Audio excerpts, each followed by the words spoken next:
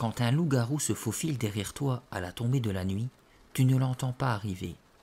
Tu ne t'aperçois de sa présence que lorsque tu sens son haleine brûlante et fétide sur ta nuque. Je me penchai sur Thomas Brown et soufflai doucement dans son cou.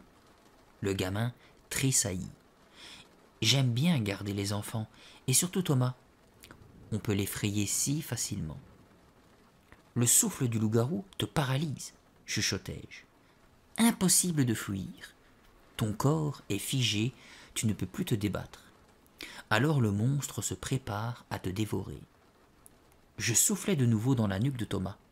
Il s'écarta de moi, épouvanté. « Arrête, Freddy, il est terrorisé !» protesta mon amie Clara Simonetti. Elle était confortablement installée dans un fauteuil du salon. Moi, j'étais assis sur le canapé à côté de mon souffre-douleur.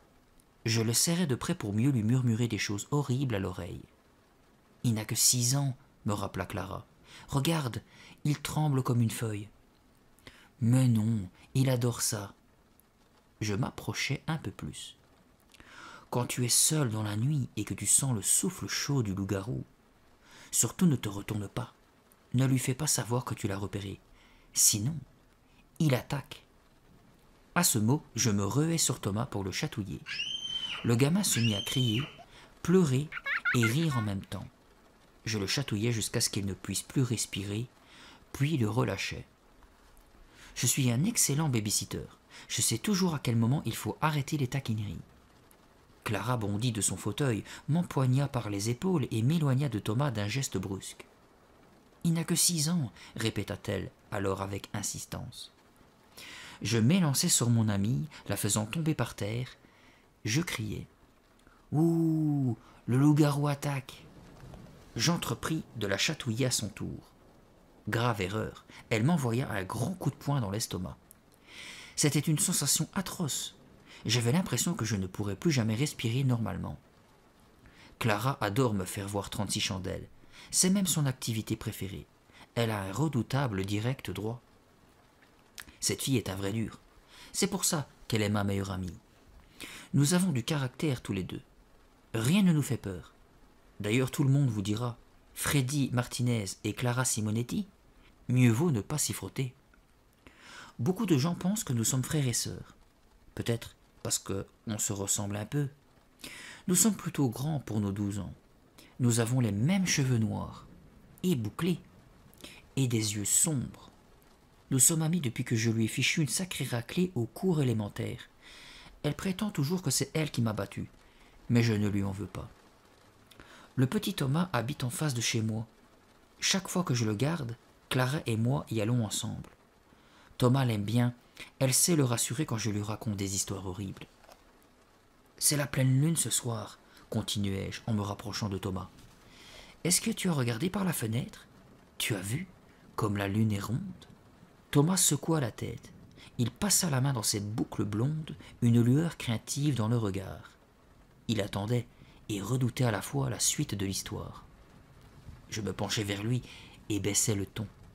Quand le loup-garou sort les nuits de pleine lune, son visage se couvre de poils noirs. Ses dents poussent et de longs crocs menaçants jaillissent de ses babines. Un épais pelage recouvre son corps et ses ongles deviennent des griffes. Je raclai le torse de Thomas avec mes ongles. Le gamin réprima un frisson. « Freddy, tu le terrorises. Il ne va pas dormir de la nuit, » m'avertit Clara. Ignorant sa remarque, je poursuivis. « Le loup-garou rôde dans la forêt. Il cherche sa proie. Il rôde. Il est affamé. Il cherche. » C'est alors que des pas résonnèrent dans l'entrée. Des pas lourds. Je crus un instant les avoir imaginés, mais Thomas les avait entendus lui aussi. « C'est lui !» chuchotai-je d'une voix inquiète. « Il arrive !» Thomas s'immobilisa. Les pas se rapprochaient. Clara tourna la tête vers la porte. Thomas déglutit avec peine. À présent, tout le monde les avait entendus. Ces pas lourds et pesants. « Le loup-garou !» m'écriai-je. Clara et Thomas poussèrent un hurlement strident. « Du calme !» lança le loup-garou. « Ce n'est que moi !» Bien entendu, ce n'était pas un vrai loup-garou. C'était le père de Thomas. Lui et son fils se ressemblent beaucoup. Même cheveux blonds et mêmes yeux bleus. « Qu'est-ce qui vous fait hurler ainsi » demanda-t-il en ôtant son manteau. « On s'amusait à faire peur à Thomas, répondis-je, ravi. « Encore » fit-il en fronçant les sourcils. « Oui, comme à chaque fois. » Je tapotai doucement l'épaule du gamin. « Mais il adore ça, n'est-ce pas, Thomas ?»« Oui, » fit-il d'une petite voix. La mère de Thomas pénétra à son tour dans le salon. « Tu lui as encore raconté des histoires de loup-garou, Freddy ?» demanda-t-elle. « La dernière fois, il a fait des cauchemars toute la nuit. »« Ce n'est pas vrai !» protesta le gamin. Madame Brown secoua la tête et soupira. Son mari nous tendit à chacun un billet de 5 $. « C'est gentil de l'avoir gardé, dit-il.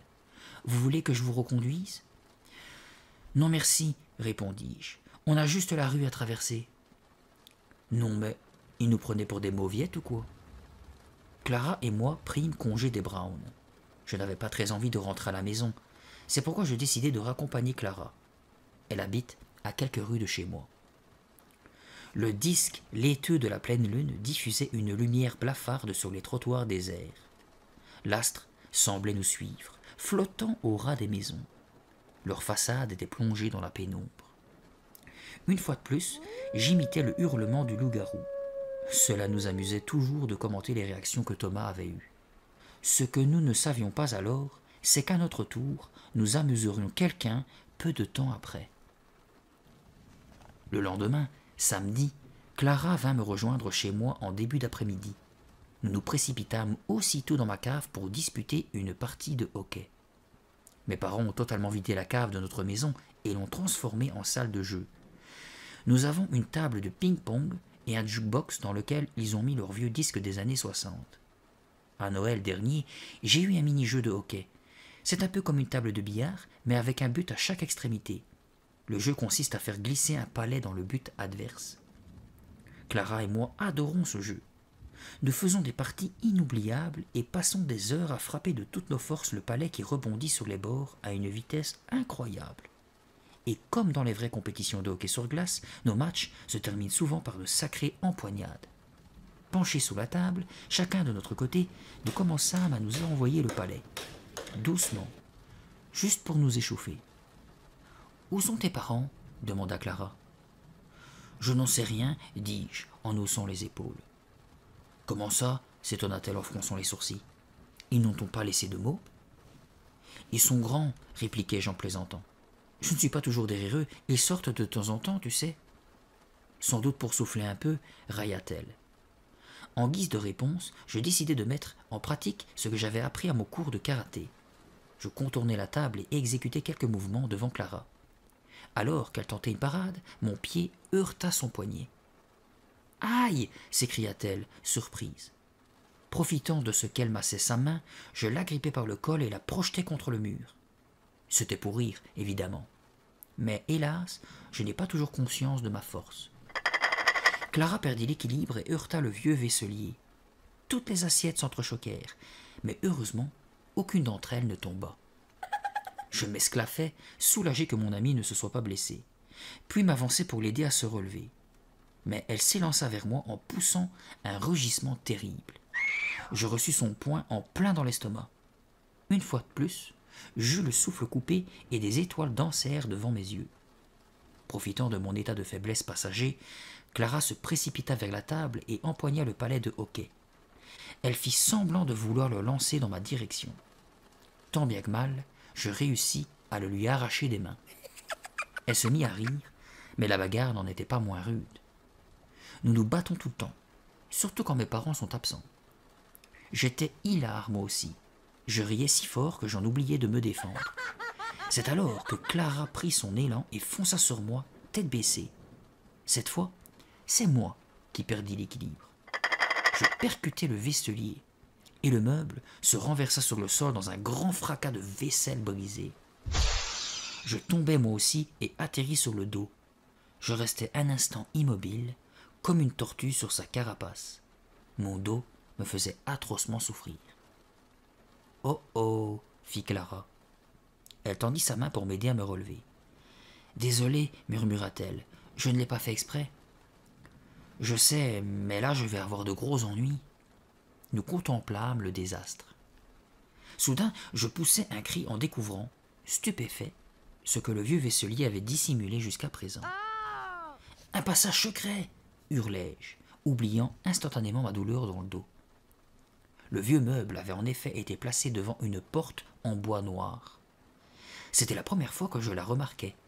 Je me demandais même si mes parents savaient qu'elle existait. D'un revers de manche, j'enlevai la poussière accumulée sur la poignée. « Tu sais ce que tu sais, Freddy ?» Je haussai les épaules. « Ça doit être un placard ou un réduit quelconque. Mes parents n'ont jamais parlé d'une autre pièce donnant sur la cave. » Je frappai à coups de poing sur le battant. « Ohé, il y a quelqu'un » Clara gloussa. « Tu serais bien embêté si on te répondait. » Je ris à mon tour. « Pourquoi avoir caché cette porte derrière un vaisselier ?» reprit Clara plus sérieusement. « Ça n'a aucun sens. Il y a peut-être un trésor de pirate, une cache remplie de pièces d'or. » Clara leva les yeux au ciel.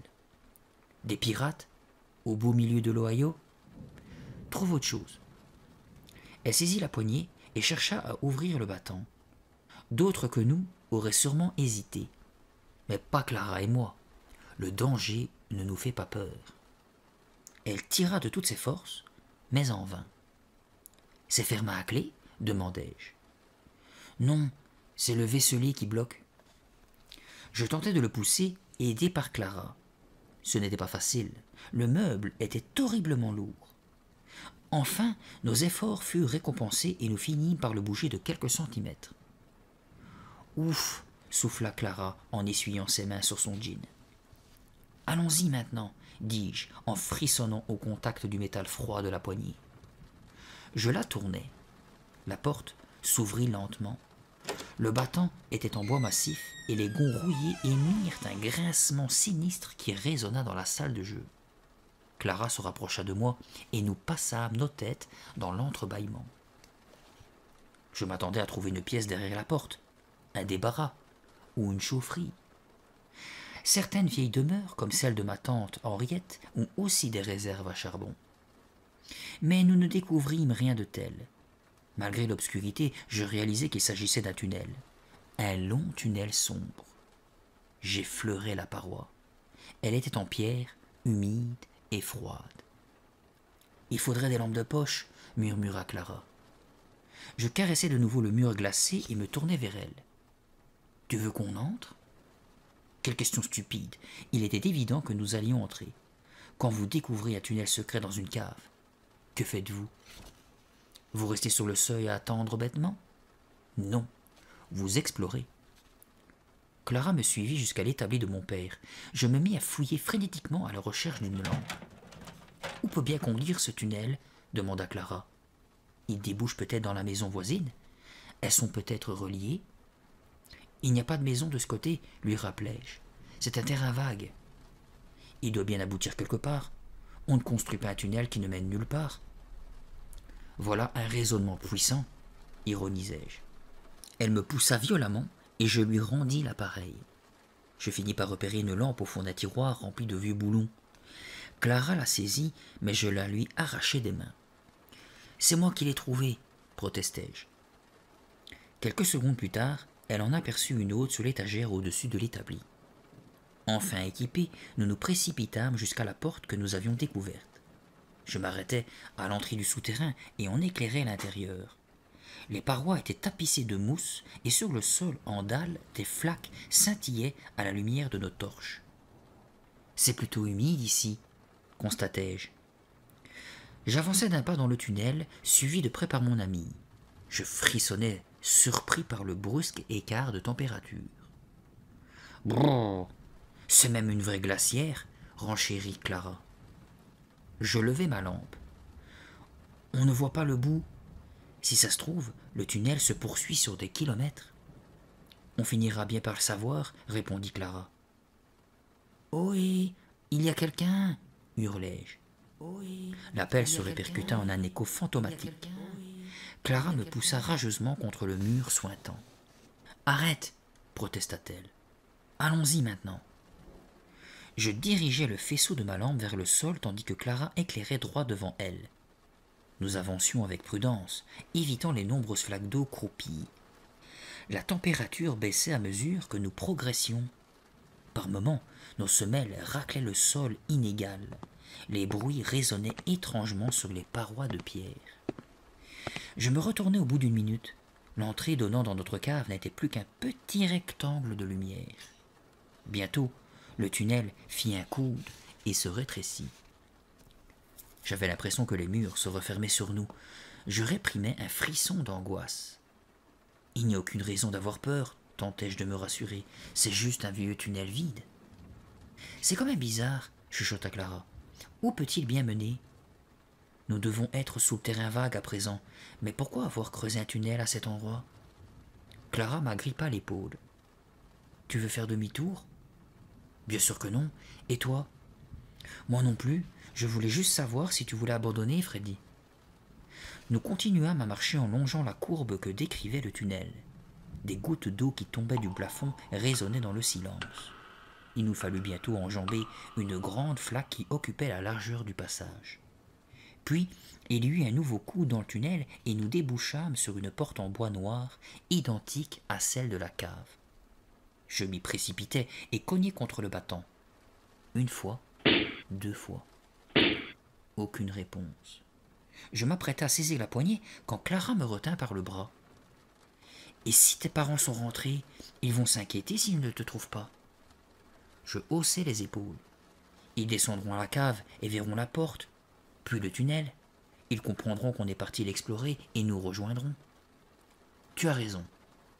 Viens voir ce qu'il y a derrière cette porte-là, dis-je avec empressement. Je tournai la poignée et poussai. Le battant était lourd et les gonds grincèrent, là aussi.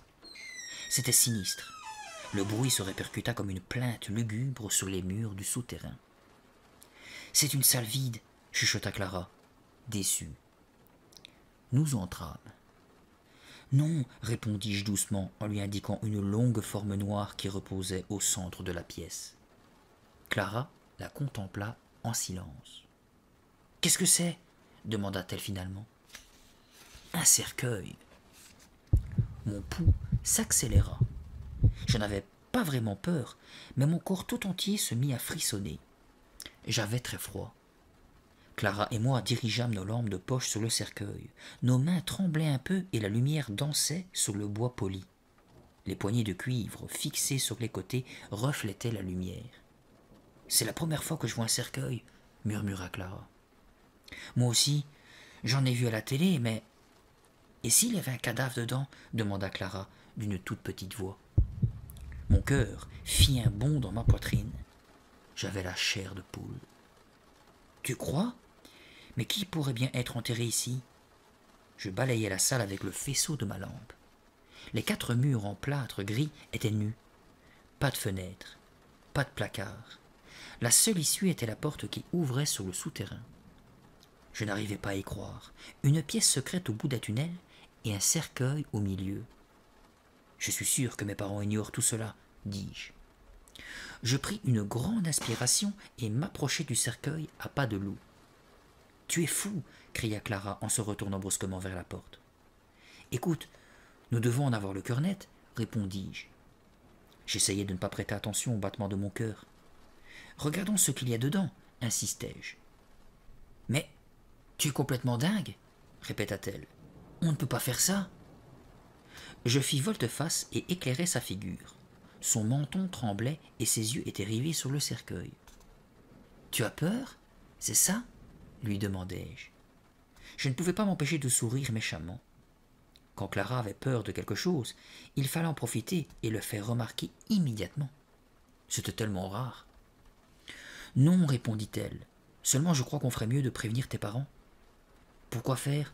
On n'a pas besoin d'eux pour ouvrir ce vieux cercueil. » J'éclairais toujours son visage, son menton trembla de nouveau.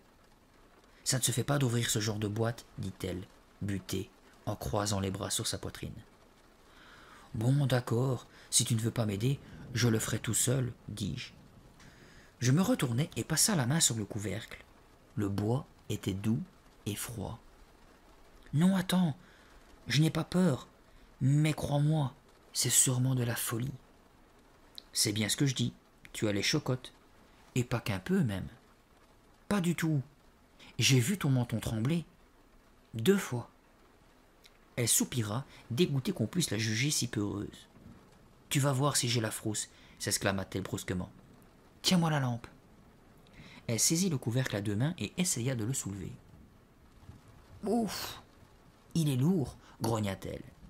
Aide-moi, s'il te plaît. Je sentis un frisson me parcourir l'échine, mais je réussis à me ressaisir et poser les 2 lampes le long du mur. Puis j'empoignai, moi aussi, le couvercle à 2 mains. Nous poussâmes de toutes nos forces. Rien ne bougea, pas même d'un tout petit millimètre. Soudain nous entendîmes un craquement. Le couvercle se déplaça.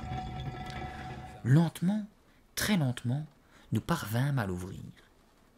Enfin, nous le dégageâmes entièrement. Pris subitement d'épouvante, je fermai les yeux pour les rouvrir aussitôt. C'était moi qui avais insisté pour regarder. Je vis alors que tout était noir. On ne voyait absolument rien. Je préfère ça, pensai-je avec un soupir de soulagement. Clara attrapa les lampes. Elle me tendit la mienne et ensemble nous dirigeâmes les faisceaux à l'intérieur du cercueil. Le velours pourpre qui tapissait le cercueil luisait dans le faisceau de nos torches. « Mais il est vide !» s'exclama Clara. Pas vraiment, bégayai-je. Une tache de couleur se découpait sur le fond. Nous nous approchâmes pour voir ce que c'était. « C'est dingue !» chuchota Clara. « Tu l'as dit, c'est dingue. » Nous nous penchâmes un peu plus. Je m'appuyai sur le bord pour ne pas risquer de tomber. Brusquement, j'eus les mains moites et glacées. Clara passa derrière moi, s'empara du mystérieux objet et l'éclaira. C'était une bouteille ronde, bleu foncé. De taille moyenne, elle tenait parfaitement dans sa main.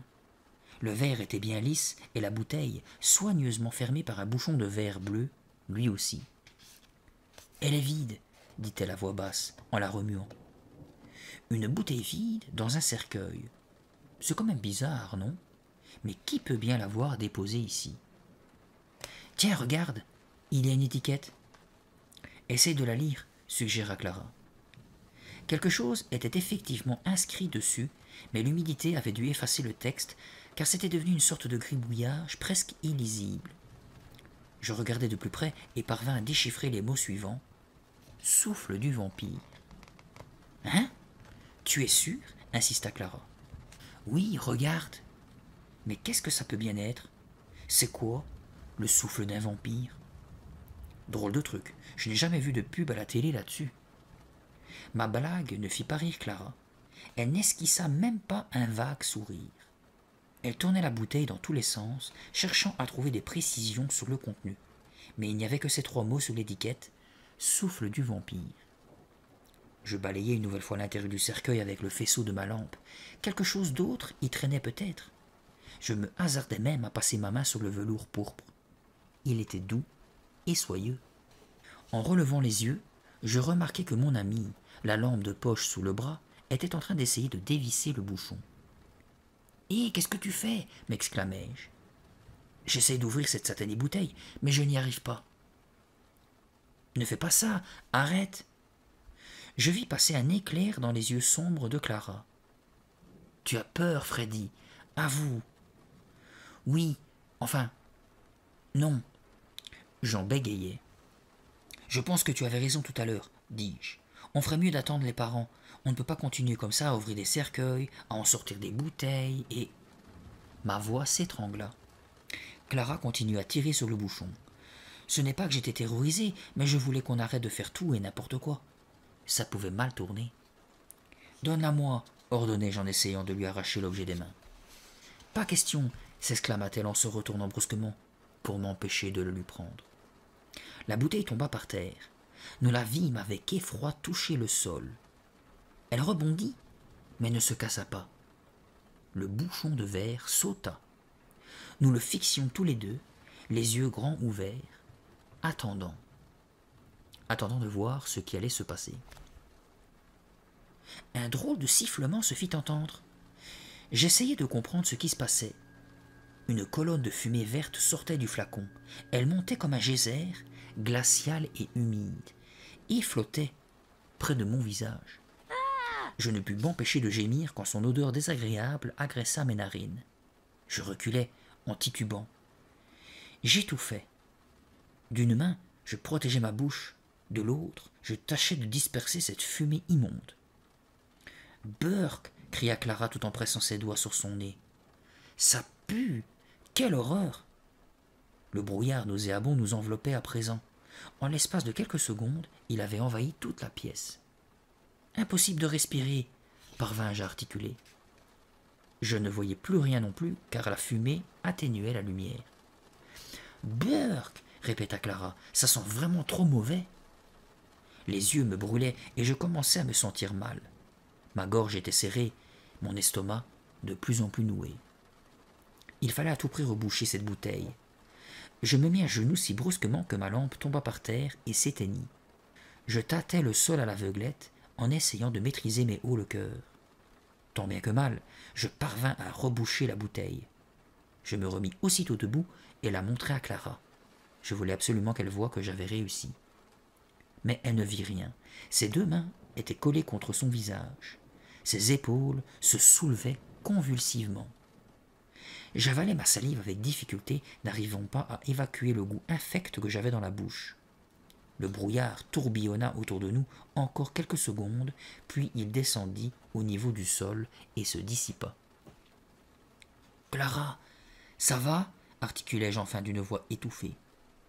Elle baissa lentement ses bras et cligna des yeux. « Bof, murmura-t-elle. Ça pourrait être pire. Quelle horreur ce truc! Pourquoi as-tu voulu m'arracher la bouteille des mains? Tout ça, c'est de ta faute. Quoi? De ma faute? Balbutiai-je. Tu veux rire? Si tu ne l'avais pas prise, je ne l'aurais jamais laissée tomber, continua-t-elle. Oh, arrête, c'est toi qui voulais qu'on l'ouvre, hurlai-je. C'est toi qui as essayé d'enlever le bouchon. Sans rien dire, elle brossa son polo et son jean, comme pour se débarrasser de toute cette horrible odeur. Tu sais quoi, Freddy? Fichons camp d'ici, déclara-t-elle soudain. Oui, filons. Pour une fois, nous étions d'accord. Je la suivis vers la porte.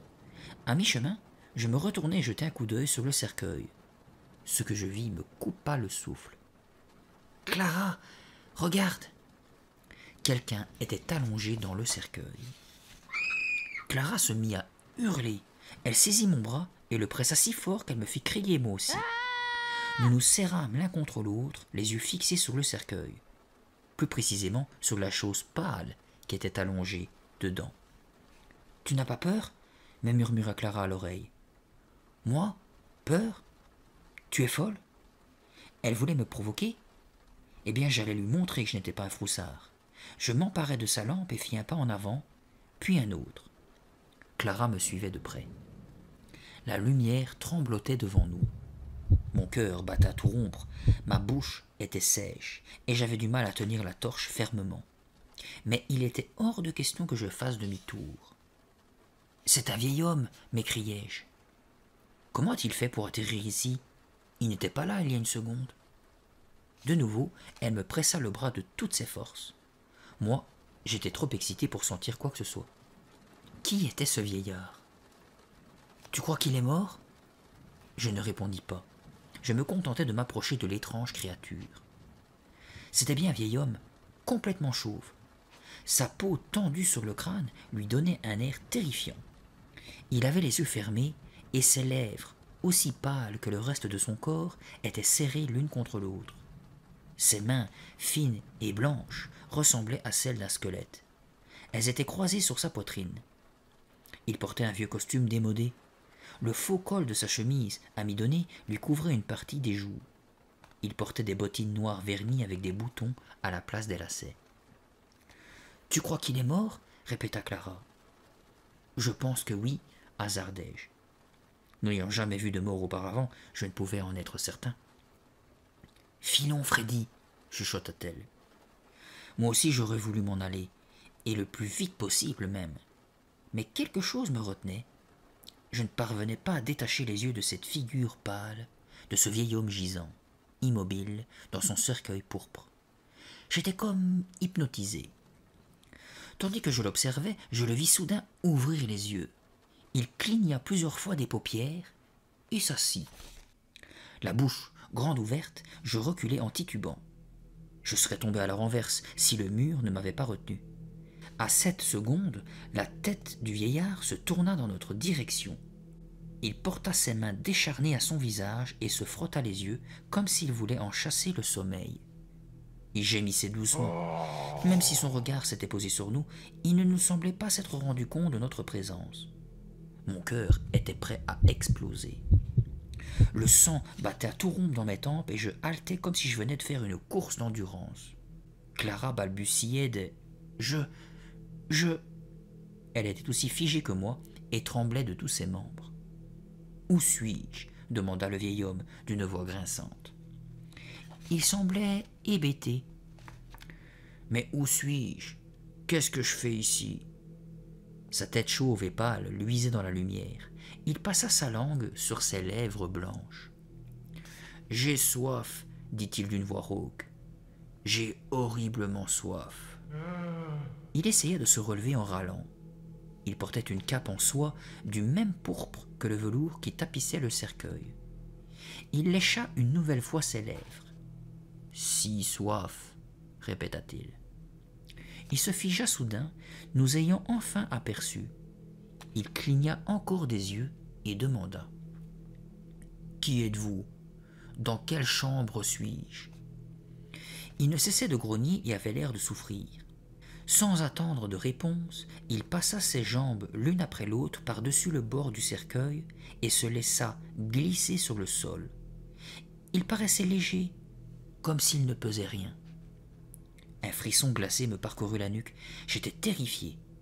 Je voulus reculer un peu plus, mais le mur m'en empêcha. Je cherchais désespérément une issue.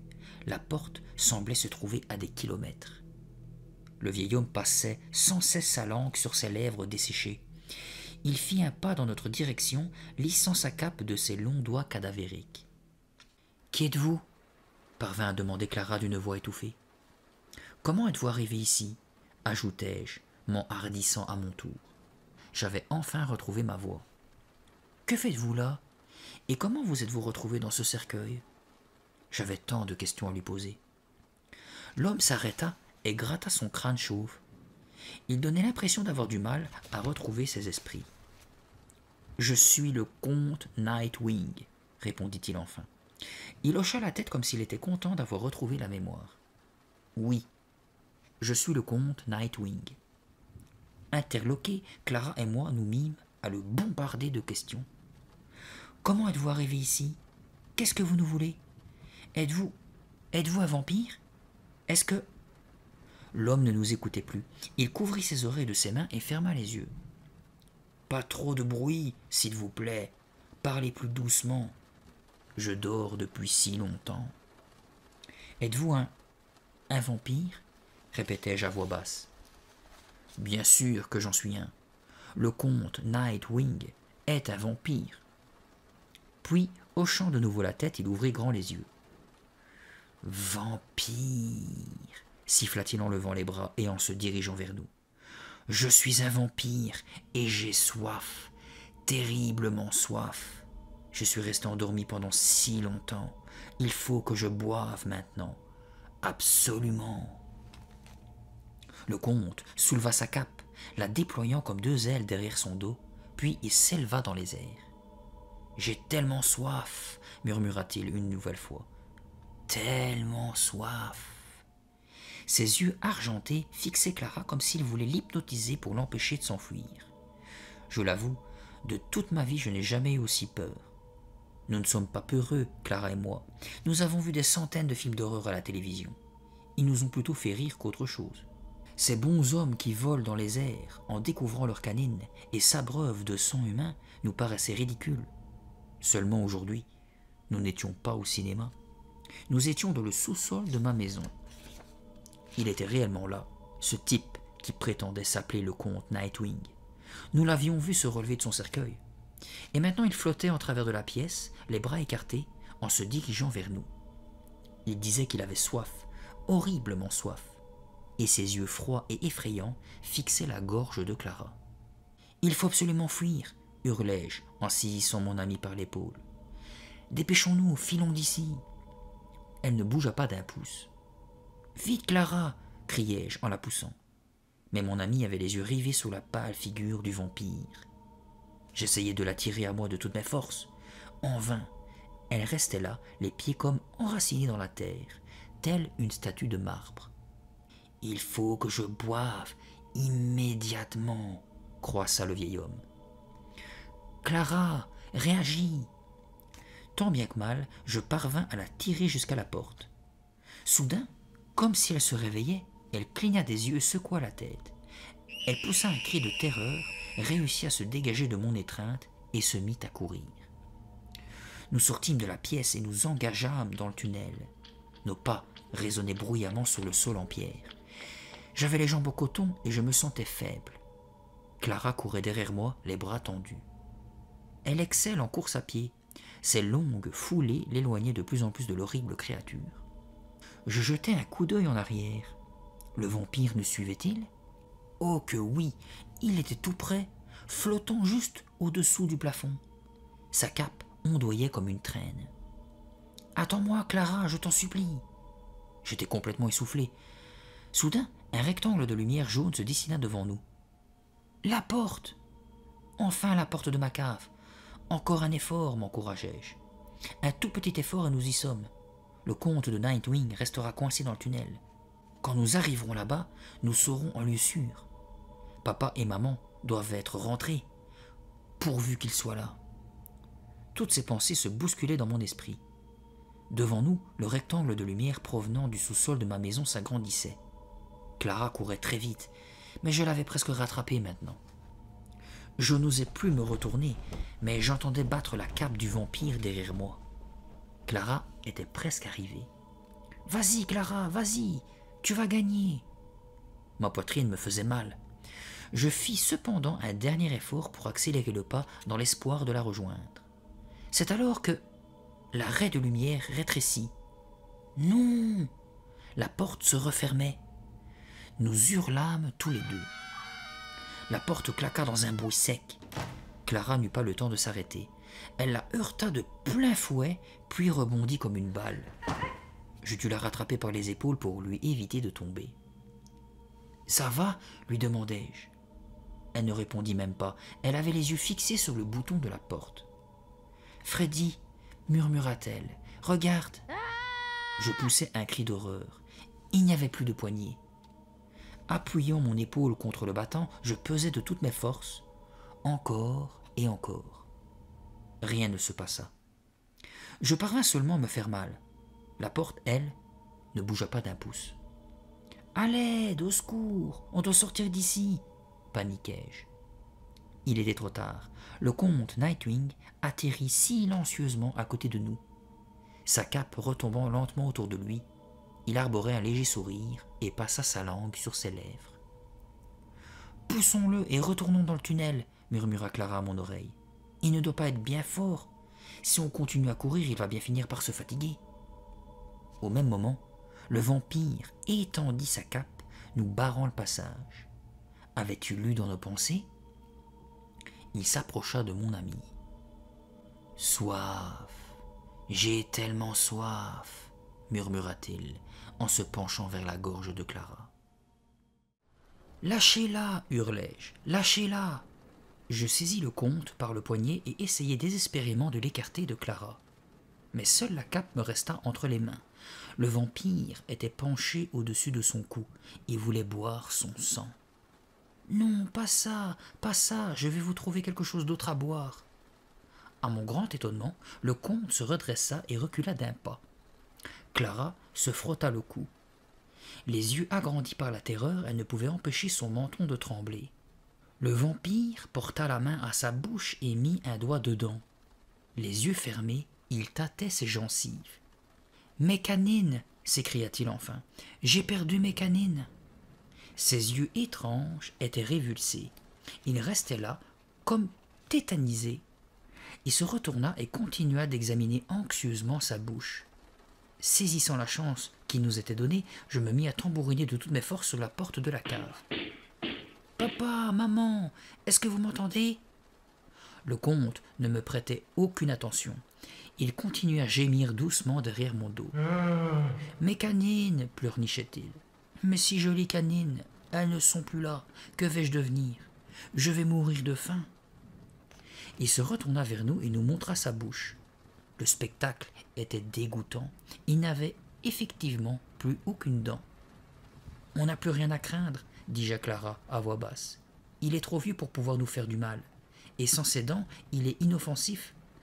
On est sauvé, on est sauvé. » Tout le monde peut se tromper, y compris moi. Pendant tout ce temps, le vieux vampire continuait à se masser tristement les gencives en secouant la tête. Puis il soupira et laissa retomber ses bras. « Fichu, je suis fichu, » murmura-t-il. À moins que... Une lueur s'alluma dans son regard. Je n'aimais pas ça. « Nous sommes désolés, nous ne pouvons rien pour vous, » m'empressai-je de lui dire. « Est-ce que vous voulez bien ouvrir cette porte et nous laisser sortir maintenant que nous puissions rentrer chez nous ?» Mais le comte n'avait pas l'air de m'entendre. Il se frottait le menton, les yeux fermés, perdu dans ses pensées. « Oui, c'est vrai, laissez-nous tranquilles » s'exclama Clara. Le vieux vampire déclara soudain. « Vous vous trompez. Non seulement vous pouvez m'aider, mais vous allez le faire. » Je pris une profonde inspiration avant de déclarer bravement. « C'est hors de question, n'y comptez pas. » Il s'approcha alors de nous en flottant. Son regard, froid jusqu'à présent, se fit totalement glacial. « Vous allez m'aider tous les deux, » dit-il très sèchement, « si vous voulez rentrer chez vous, un jour. » Je frissonnais. Le tunnel me parut encore plus gelé. Je regardai vers la porte. Elle était si proche. Il suffisait de se trouver de l'autre côté pour être hors de danger, loin de ce monstre. Mais pour le moment, on ne pouvait rien faire. Rien. Il fallait se résigner. Je me tournai vers le vieil homme au regard argenté. Je réalisais que c'était un être diabolique. Même sans ses canines, il ressemblait au diable. « Que pouvons-nous faire pour vous aider ?» bégaya Clara. « Oui, qu'est-ce que vous voulez ?» Il redescendit lentement sur le sol et son expression s'adoucit. « Vous avez la bouteille du souffle du vampire ?» demanda-t-il. « Nous l'avons trouvée dans votre cercueil, lui dis-je. »« Vous l'avez encore? Donnez-la-moi » ordonna-t-il en tendant la main. « Nous ne l'avons pas prise. Elle a dû rester là-bas, par terre. »« Oui, nous l'avons fait tomber, » précisa Clara. « Comment ?» sursauta-t-il. « Vous l'avez cassée? Vous avez renversé son contenu ?»« Il s'est échappé, » expliquai-je. « La pièce s'est remplie de fumée.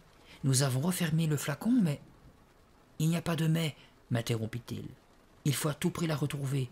Il me faut cette bouteille. S'il reste encore un peu de souffle, cela me ramènera à mon époque. »« Votre époque? Quelle époque ?» Il me fixa. « Vos vêtements me paraissent bien étranges, en effet, » constata-t-il. « En quelle année sommes-nous » Lorsqu'il entendit la réponse, un petit cri étranglé sortit de sa gorge. « J'ai dormi pendant plus de 100 ans.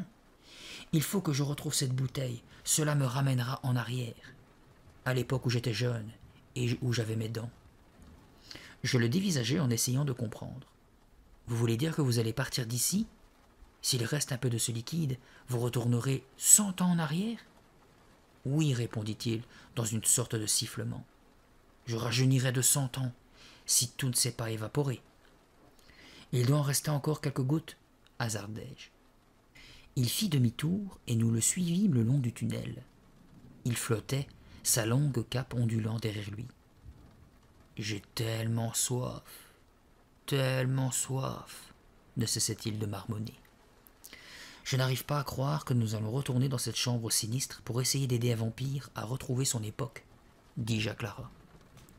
Et on n'a pas le choix, répondit-elle. Elle avait raison. J'étais tellement perturbé que je mis les pieds dans une flaque d'eau et m'éclaboussai les chevilles. Le tunnel tourna et nous nous retrouvâmes dans la pièce carrée. Le comte Nightwing alla directement à son cercueil, puis se retourna vers nous. « Où est-elle? Où est la bouteille? Il me la faut, vite !»« Je crois que Freddy l'a remise dans le cercueil, » répondit Clara. Elle s'avança vers le centre de la pièce et éclaira le velours pourpre.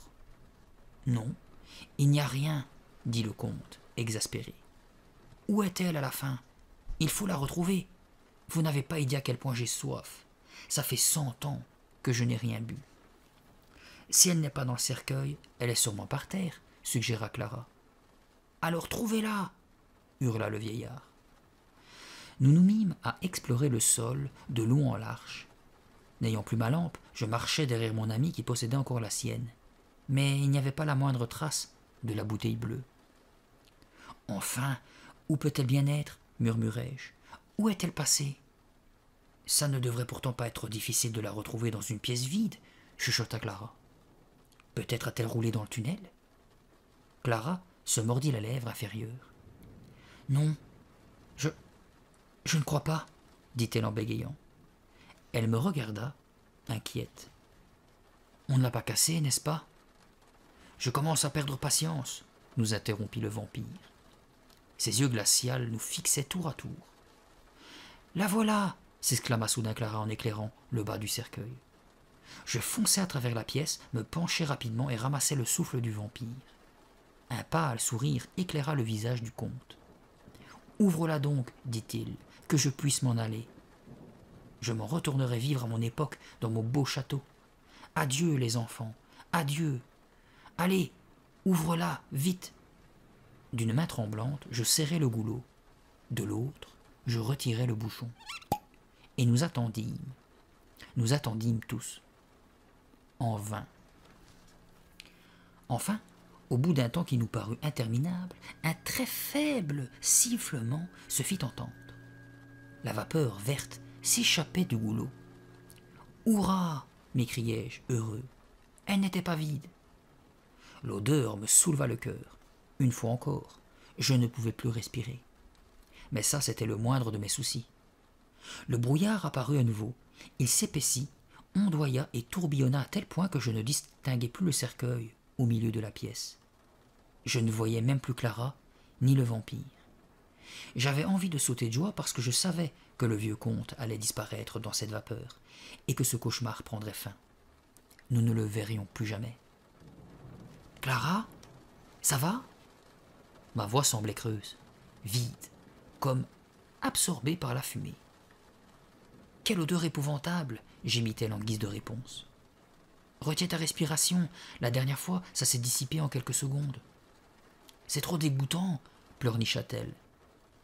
Elle se tenait juste à côté de moi, mais la brume froide et humide était tellement dense que je ne voyais rien.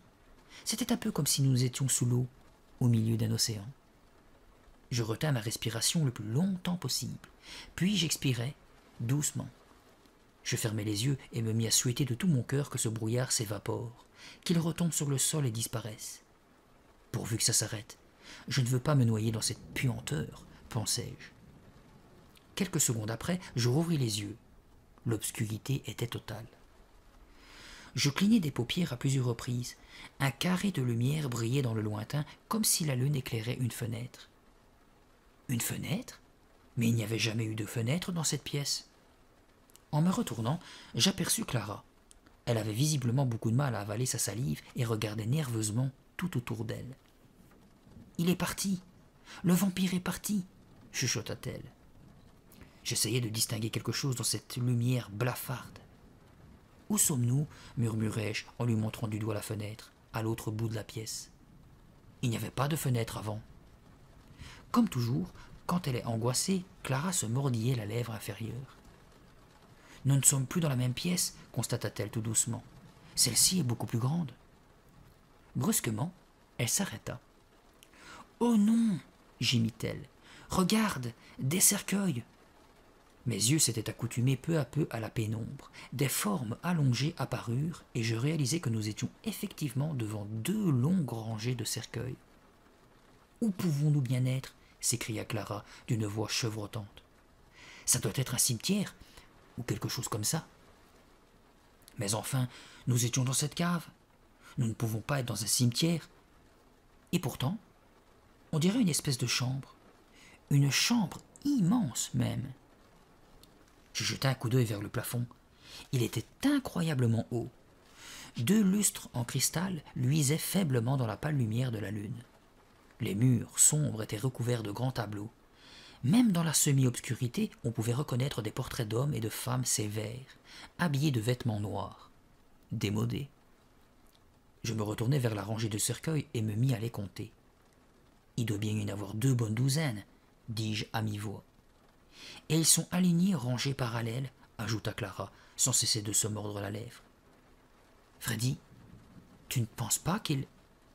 Elle s'interrompit. Quoi, la pressai-je. Le comte nous a pris avec lui. Nous pensions qu'il allait retourner tout seul dans son château. Il avait dit qu'il voulait s'en aller et qu'il ne nous reverrait plus jamais. Mais il nous a bel et bien emmenés avec lui. J'en suis sûr. Je m'apprêtais à lui répondre quand un bruit étrange me fit taire. C'était une sorte de craquement. Je sentis un frisson glacé me parcourir le dos. Un autre craquement, puis un autre, de plus en plus près, de plus en plus nombreux. « Regarde !» cria-t-elle en me saisissant le bras.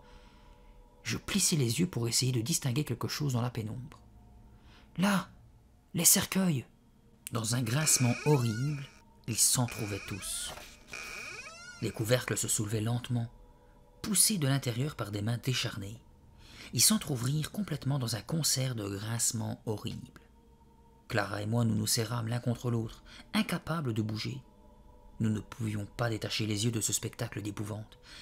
Les vampires s'assirent et poussèrent des grognements. Leurs mains osseuses s'agrippaient au rebord des cercueils. Soudain, les créatures se mirent à tousser, comme si elles cherchaient à s'éclaircir la voix. Puis, elles se relevèrent lentement. Leurs visages paraissaient jaunes dans le clair de lune. Leurs yeux luisaient faiblement. Leurs gémissements se répercutaient sur les hautes voûtes du plafond. Leurs os grinçaient, craquaient. Tous avaient l'air si vieux, plus vieux que le plus vieux des vieillards qu'on pourrait rencontrer dans la rue. Leur peau était tellement tendue que leurs os semblaient prêts à passer au travers. « Des squelettes vivants, pensai-je. Voilà ce qu'ils sont. » Ils finirent par se mettre debout. Leurs jambes, aussi minces que des pattes d'araignée, passèrent au ralenti par-dessus les bords des cercueils. Clara et moi reculâmes dans l'ombre. Les vampires toussaient encore et encore. L'un d'eux s'appuya sur son cercueil, l'air souffrant. « J'ai tellement soif !» dit une voix. Aussitôt les autres reprirent en chœur. « Tellement soif !» Ceux qui n'étaient pas sortis de leur cercueil bougeaient à leur tour et s'étiraient en râlant. Ils scandaient inlassablement « Soif, tellement soif !» Leurs voix étaient sèches et rauques. Ils étaient tous vêtus de noir et portaient des costumes chics avec des chemises blanches à col amidonné qui montaient jusqu'au menton. Certains avaient de longues capes brillantes qu'ils arrangeaient de leurs doigts osseux et qu'ils rejetaient sur leurs maigres épaules. « Soif, j'ai si soif !» chantonnait-ils. Au fur et à mesure qu'ils s'éveillaient, les lueurs argentées de leurs regards s'intensifiaient. Ils commencèrent à agir les bras, lentement au début. Puis, ils les étirèrent de bas en haut, de plus en plus vite, provoquant des craquements sinistres. Soudain, sous nos yeux ahuris, ces vieillards maladifs se mirent à rétrécir. Le spectacle était terrifiant. Leurs bras devinrent des ailes. Progressivement, ils se transformèrent en chauves-souris noires, qui se tournèrent vers nous. Leurs yeux étaient rouge sang. Les chauves-souris avaient-elles détecté notre présence? Difficile à dire. Elles voletaient au-dessus des cercueils ouverts. Des sortes de froissements se faisaient entendre, semblables à ceux provoqués par des serpents glissant dans l'herbe. Elles ouvrirent leur gueule, découvrant des dents jaunes très pointues. Ensemble, elles poussèrent un long sifflement. Quel horrible son! Il devenait de plus en plus aigu et recouvrait bientôt le bruit, pourtant assourdissant, de leurs ailes. C'était le signal de l'attaque. À présent, les créatures étaient toutes parfaitement réveillées, prêtes à nous renverser sur le sol et à nous planter leurs crocs acérés dans la peau, prêtes à boire jusqu'à plus soif. « Freddy !» hurla Clara en se protégeant le visage. Paniqué, je me bouchai les oreilles. J'attendais l'assaut, le regard fixé sur les yeux rouges des chauves-souris qui luisaient dans l'ombre. Mais, à mon grand étonnement, elles ne plongèrent pas sur nous. Elles volèrent plus haut et filèrent en ligne droite vers la fenêtre, de l'autre côté de la pièce. J'en avais le souffle coupé et restais cloué sur place, bouche bée. Elles ne nous avaient pas attaqués. Au contraire, elles s'évanouirent dans le clair de lune. Le sifflement s'atténua, puis disparut. Je repris lentement mon souffle. « Clara, murmurai-je, on est sain et sauf. » Mon amie acquiesça d'un mouvement de tête. Elle remit en place d'une main tremblante la longue mèche de cheveux qui était restée collée sur son front par la sueur. « Ouf !» murmura-t-elle, retrouvant enfin l'usage de la parole. « On l'a échappé belle ?» « Tout va bien maintenant, dis-je, tout en fouillant la longue pièce du regard. Les cercueils ouverts s'étendaient jusqu'à la fenêtre. Leur ombre s'étirait le long des murs. Ça y est, nous sommes seuls et tranquilles. À peine avais-je terminé ma phrase qu'un bruit de pas nous fit sursauter. Quelqu'un se racla la gorge. Je me retournai si vite que je faillis perdre l'équilibre. Le comte Nightwing avançait vers nous. Il tenait à la main une torche allumée dont la lumière éclairait faiblement son visage. « Que faites-vous là, tous les deux » demanda-t-il, apparemment surpris de nous trouver ici. Je m'apprêtais à lui répondre, mais ne pus émettre qu'un son étouffé. J'étais encore sous le choc de ce que nous venions de vivre. « Vous n'avez rien à faire dans mon château » déclara le vieux vampire. « Vous n'êtes pas dans votre époque. » Comme dans la cave, le comte flottait au-dessus du sol, les yeux aussi brillants que la flamme de sa torche. « Vous n'avez rien à faire ici, » répéta-t-il d'un air menaçant. « Mais, bégayai-je, rouge de colère et de confusion. Il n'était pas le seul à être énervé. « C'est vous qui nous avez emmenés ici » s'exclama Clara en tendant vers lui un doigt accusateur. « Nous ne vous avons pas suivi ?» « Elle a tout à fait raison, renchéris-je, ayant enfin retrouvé ma voix. Vous nous aviez promis la liberté et on se retrouve coincé avec vous. » marmonna le comte en guise de réponse. « Vous devez nous renvoyer chez nous, déclara Clara. On veut rentrer, et tout de suite, appuyai-je. Le vampire descendit sur le sol silencieusement. Il paraissait soudain anxieux. « Laissez-nous partir, et on ne dira à personne qu'on vous a vu, s'il vous plaît. Nous oublierons toute cette histoire, promis-je. » La créature rejeta sa cape en arrière. « Je voudrais bien, mais je ne le peux pas. »« Et pourquoi ça ?» demandai-je. « Parce que je ne sais pas comment faire, tout simplement. »« Quoi ?» criai-je. « Je ne sais pas comment vous faire rentrer chez vous. Je suis un vampire, pas un magicien. »« Mais, bégayai-je. J'étais pris de panique. « Et alors, que va-t-on devenir, nous ?» demanda Clara, hébétée. Il haussa les épaules. « Ne vous inquiétez pas pour votre avenir. Dès que j'aurai retrouvé mes canines, je sucerai votre sang et vous transformerai en vampire. »« Je veux rentrer chez moi, hurlai-je. Clara se mit à pleurer. Le vieux vampire semblait perdu dans ses pensées, les yeux grands ouverts. Il ne nous prêtait plus la moindre attention. Son corps entier paraissait vaciller, comme les reflets de sa torche. « Le souffle du vampire, il m'en faut tout de suite, » rugit-il soudain. « Faites-nous rentrer chez nous, » tenta encore de le supplier Clara. C'était peine perdue. Je serrai mes poings, furieux et inquiet à la fois. Ce n'était pas juste. Nous l'avions aidé à retourner chez lui, et voilà comment il nous remerciait. Il nous proposait de nous mordre dans le cou et de nous transformer en vampires. De qui se moquait-il? J'essayais d'imaginer ma vie dans ce château, dormant toute la journée dans un cercueil, ne me relevant que la nuit, transformé en chauve-souris, volant dans l'obscurité à la recherche de coups à mordre. Et ça pour l'éternité? Quelle horreur! Je me jurai de ne plus jamais me plaindre de rien. Je me promis même de ne plus faire peur à Thomas Brown lorsque je le garderais. Mais le reverrai-je seulement? Et papa, maman, et tous mes amis? C'était affreux. Désespéré, j'ordonnai au comte en criant « Renvoyez-nous chez nous, il le faut à tout prix !» Le vampire marchait de long en large sans s'occuper de nous. Il avait réellement l'air d'avoir oublié que nous étions là, tous les deux. Il passait son temps à répéter « Le souffle du vampire, le souffle du vampire !» Il a raison, au fait. Où pouvait bien être passée cette satanée bouteille? Je me le demandais, moi aussi. Je la tenais à la main au moment où je l'avais ouverte dans la pièce carrée, et depuis, je ne l'avais pas revue. Je regardais autour de moi, sur le plancher, partout. Aucune trace du flacon. Il avait dû disparaître pendant notre voyage à travers le temps. Et pourquoi en avez-vous besoin? Demanda Clara. Le vieux vampire la fixa du regard. Quand il ne dort pas, un vampire a besoin de boire du souffle du vampire. C'est indispensable. Nous autres, créatures de la nuit, ne pouvons pas vivre uniquement de sang. Tous les deux, atterrés, nous attendions la suite. Nous vivons tous ensemble dans ce château, près de notre souffle du vampire. Nous avons chacun une bouteille sur laquelle nous veillons. Nous y tenons comme à la prunelle de nos yeux, expliqua-t-il en soupirant. Oh, maintenant je m'en souviens, je n'en avais presque plus. C'était ma dernière bouteille. Il faut absolument que je la retrouve. Absolument. Mais à quoi cela vous sert-il? Insistai-je. Ça sert à tout, cria le comte. Le souffle nous permet de voyager dans le temps, par exemple, de nous rendre invisibles, d'apparaître et de disparaître, de garder le teint frais et la peau douce. En plus, ça donne de l'énergie.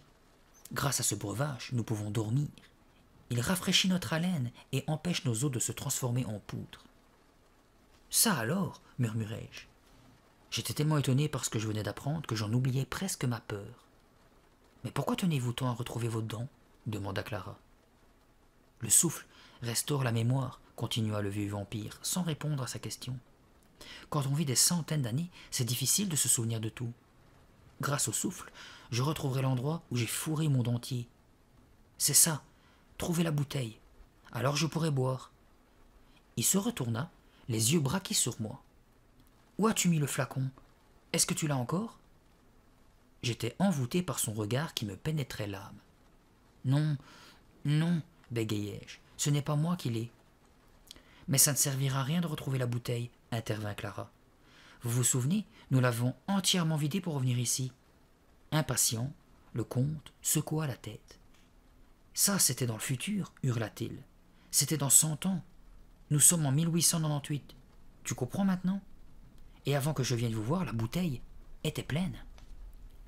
Ma tête tournait, tant j'essayais de comprendre ce qu'il disait. Je m'appuyai sur un des cercueils. Le vampire se remit à marcher de long en large en se grattant la tête. Je l'ai caché quelque part, oui, ça me revient à présent. Mais où? Je l'ai caché pour que les autres ne la trouvent pas. Mais où? Répéta-t-il. Soudain il se détourna, sa longue cape pourpre voltant derrière lui. Puis il disparut. Nous nous retrouvâmes seuls au milieu de tous ces cercueils dans cette longue pièce. Clara soupira en se dirigeant vers eux. « J'espère que je me retrouverai près de la fenêtre, » parvint-elle à plaisanter. « J'aime bien l'air frais. »« Je n'arrive pas à croire à tout ce qui nous arrive, » m'écriai-je. L'idée de mourir et de devenir un vampire m'effrayait et m'horripilait à la fois. « Je n'ai que 12 ans, » me lamentai-je. La gorge nouée, j'avais du mal à avaler ma salive. « Tu sais ce qu'il nous reste à faire ?» demandai-je doucement. « Il faut qu'on retrouve la bouteille bleue avant le comte. S'il met la main dessus, et s'il récupère ses canines, nous sommes fichus. »« Non, dit Clara, je ne suis pas d'accord. J'ai une meilleure idée. » Clara jeta un coup d'œil vers la porte, puis vers moi. « Il faut absolument sortir d'ici. »« C'est ça ton plan? Bravo, il est génial, » ricanai-je. « Peut-être pas génial, dit-elle en mettant un doigt sur sa bouche, mais si on sort de cette baraque, on trouvera de l'aide. Si on reste à l'intérieur, on est perdu, quoi qu'on fasse. Et qui pourrait bien nous venir en aide? N'oublie pas qu'on est en 1898. Qui pourrait nous aider à traverser le temps, dans l'autre sens, pour revenir chez nous? Ça, je n'en sais vraiment rien, répondit-elle tristement. La seule chose dont je sois sûr, c'est que si on reste dans ce maudit château, on est mort. J'aurais voulu trouver un argument valable pour la convaincre, mais elle ne pouvait rien hardir à cela. Elle avait sûrement raison. Notre seule chance était de nous échapper. « Viens, dit-elle en cherchant à m'entraîner vers la fenêtre. La pièce était aussi longue que la salle de gym de notre collège. Nous avancions rapidement entre les cercueils ouverts. Je n'arrivais pas à les quitter des yeux, fasciné. Les vampires dorment là-dedans, et ce sera bientôt notre tour. Cette idée m'obsédait. Je frissonnais et m'arrêtais. « Regarde » m'exclamai-je, « on est pris au piège !» Elle soupira en comprenant ce que je lui montrais du doigt. La fenêtre était très haute, bien au-dessus de nos têtes. Il nous était impossible de l'atteindre, même avec une échelle. Il faudrait voler pour y arriver. Clara se renfrogna. « C'est le seul intérêt d'avoir des ailes. Au moins on aurait pu se faufiler par là. »« Il doit bien y avoir un autre moyen de sortir d'ici, » m'efforçai-je de la réconforter. « Allons voir du côté de la porte d'entrée. » Nous nous mîmes à courir le long du mur et passâmes la porte. Nous débouchâmes sur un couloir lugubre. Il paraissait s'étendre à l'infini. De chaque côté, il y avait des portes en bois foncé. Elles étaient toutes fermées. Au-dessus de chacune d'elles, une lampe à gaz diffusait une faible lueur jaune. Nos pieds s'enfonçaient dans un épais tapis bleu. L'air empestait. Je jetai un rapide coup d'œil en arrière vers la salle des cercueils. Je remarquai alors une horrible sculpture surplombant la porte principale. Elle semblait me fixer méchamment. Je me détournai de ce regard diabolique et examinai le couloir des deux côtés. Par où fallait-il aller? À gauche? À droite? Voyant que j'hésitais, Clara haussa les épaules. « Ça n'a pas vraiment d'importance, il faut simplement trouver une porte ou une fenêtre accessible qui donne sur l'extérieur. »« Simplement » ironisai-je. « Tu en as de bonnes ?» Nous avancions silencieusement à présent. Nos ombres s'étiraient derrière nous. Nous nous arrêtâmes devant la première porte. J'attrapai la poignée en cuivre et la tournai. Le battant céda et nous entrâmes dans une vaste pièce carrée. Les meubles étaient recouverts de housse blanche, les chaises, placées entre les canapés, ressemblaient à des fantômes debout. Dans un coin, une vieille pendule montait la garde. Clara me montra du doigt les tentures noires qui tapissaient le mur du fond. Il devait y avoir une fenêtre dissimulée derrière. Nous nous mîmes à courir à travers la pièce, faisant tourbillonner l'épaisse couche de poussière qui recouvrait les dalles. « Ça doit faire un bon moment que personne n'est venu ici. » Clara ne répondit pas. Elle saisit le lourd rideau par un des côtés et tira dessus. Une fenêtre sale apparut. « Super !» m'écriai-je. « Pas si super que ça, » répondit-elle tristement. Une fois encore, elle avait raison. D'énormes barreaux protégeaient la fenêtre. Clara laissa retomber la tenture et poussa un grognement de rage. Nous fonçâmes alors vers une autre porte et entrâmes dans une petite pièce bourrée de malles. Elles étaient parfaitement rangées les unes sur les autres jusqu'au plafond. Là, il n'y avait pas la moindre fenêtre. Au centre de la pièce suivante, nous trouvâmes un énorme bureau et le long des murs des étagères remplies de vieux livres. La fenêtre était, là aussi, cachée par une tenture noire et condamnée avec des barreaux. « Quelle barbe !» murmurai-je. « On est dans une prison, » dit Clara d'une voix tremblotante. « Il faut à tout prix sortir d'ici. Il doit bien y avoir un moyen. Ce n'est pas possible autrement, » gémis-je. Nous retournâmes dans le long couloir, découragés par nos découvertes. Soudain, j'entendis un bruit de battement d'aile. Les chauves-souris? Était-ce le retour des vampires? Clara aussi avait entendu. « Dépêche-toi » hurla-t-elle. Nous ouvrîmes la porte suivante et la refermâmes soigneusement aussitôt. Nous nous trouvions à présent dans une immense salle à manger. Au centre de la table se dressait un grand chandelier sur lequel restaient encore des bougies blanches entamées. La cire, en coulant, avait maculé le dessus de la table. « On croirait que personne n'habite là, » fis-je remarquer en désignant l'épaisse couche de poussière grise recouvrant tout. Clara se trouvait déjà près de la fenêtre. « Si je comprends bien, chaque fenêtre a des barreaux, ici, » pleurnicha-t-elle. « On ne peut pas continuer à se balader de pièce en pièce, on va finir par se faire repérer. » En regardant la longue table, j'eus une idée. « Les vampires ne mangent pas, n'est-ce pas ?» demandai-je. « Non, et alors ?» dit Clara en donnant des coups de poing rageurs sur la tenture noire. « Ça veut dire qu'ils ne vont jamais dans la cuisine ?» continuai-je. « Donc c'est le seul endroit où on sera en sécurité. Il y a forcément une porte qui donne sur la cuisine. »« Peut-être. Peut-être bien que oui, peut-être bien que non, » coupa Clara. « Il y a des centaines de pièces dans ce vieux château pourri. Comment veux-tu trouver la cuisine ?» Je la pris par les épaules et la guidai vers une porte. « Écoute, si on est dans la salle à manger, la cuisine ne doit pas être loin, tu ne crois pas ?»« Peut-être, » dit-elle amèrement. Je lui fis traverser le couloir, puis la menai de porte en porte. Nous les poussions l'une après l'autre. Il n'y avait pas de cuisine.